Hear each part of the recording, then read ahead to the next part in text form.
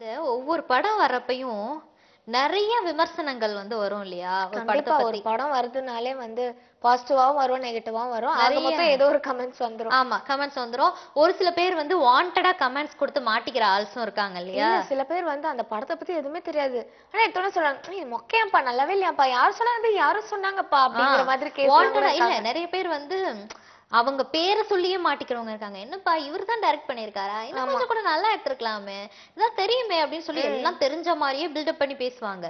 கடைசியில தெரிஞ்சிருக்காது ஒண்ணுமே இல்லையா?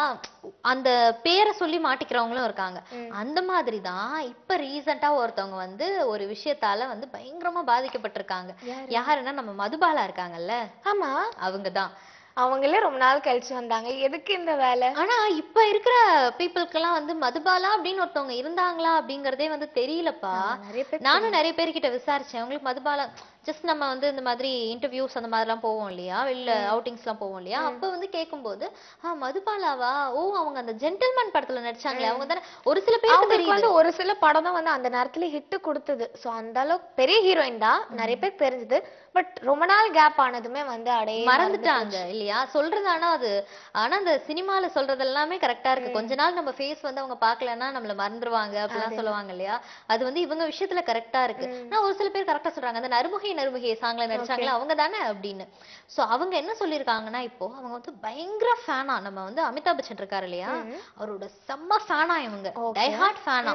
அவரோட படம் எந்த படம் வந்தாலும் பாத்துருவாங்களாம். அவர் வந்து ஒரு படத்துல கெஸ்ட் ரோலுக்கு வர்றாருன்னா கூட அந்த படம் ஃபுல்லா உட்கார்ந்து பாப்பாங்களாம். சோ அந்த அளவுக்கு அமிதாப் பச்சனோட ஃபேனா. சோ இப்ப வந்து அவரோட படம் ஷமிதாப் வந்து ரிலீஸ் ஆகிருக்கு இல்லையா. சோ ஷமிதாப் பத்தி நிறைய ரிவ்யூஸ் எல்லாம் அவங்க படிச்சிருக்காங்க. ரிவ்யூஸ் எல்லாம் படிச்சுட்டு ஒரு பாசிட்டிவா ஏதோ ஒண்ணு சொன்னா ஓகே. இவங்க என்ன சொல்லிருக்காங்கன்னா, நான் வந்து அமிதாப் பச்சன் படம் அப்படின்னா எத்தனை வாட்டி வேணாலும் பாப்பேன். மத்த படங்கள் வந்துட்டு நான் தியேட்டர்ல போய் பாக்குறேன் அப்படின்னா ஜஸ்ட் வந்து நான் பாப்கார்னுக்கு சமோசாஸ்க்காக தான் போவேன் அப்படின்னு சொல்லியிருக்காங்களாம். அது வீட்ல இருந்தே ஆர்டர் பண்ணி வாங்கி சாப்பிடலாமே பாப்கார்ன். இது வந்துட்டு மத்தவங்க வந்து யாரும் பெருசா எடுத்துக்கல அப்படிங்கறது வந்து ஒரு ஒரு சைடுல இருந்தாலும், மத்தவங்களுக்கு வந்து கேக்குறவங்களுக்கு மனசு கஷ்டமா இல்ல இருக்குல்ல. ஒவ்வொரு என்னடா இது டைரக்டர்ஸுமே ஆகட்டும், ப்ரொடியூசர்ஸ் ஆகட்டும், எவ்வளவு கஷ்டப்பட்டு தான் ஒரு படம் எடுக்கிறாங்க. ஒரு சின்ன படம் எடுக்கிறது எவ்வளவு கஷ்டம் இல்லையா? எவ்வளவு கஷ்டப்பட்டு படம் எடுக்கிறாங்க. அப்படி சொல்றதா இருந்தா கூட நீங்க உங்க மனசுலயே வச்சிருக்கலாமே, இதை நீங்க எதுக்கு வெளியில சொல்லி மத்தவங்களை கஷ்டப்படுத்தணும் சரி, அவங்க அப்படின்னு. நடிச்ச படங்கள் எல்லாம் அப்ப எப்படி பார்ப்பாங்களா? அதுவும் ஜஸ்ட் ஃபார் சமோசா அண்ட் பாப்கார்ன்ஸா?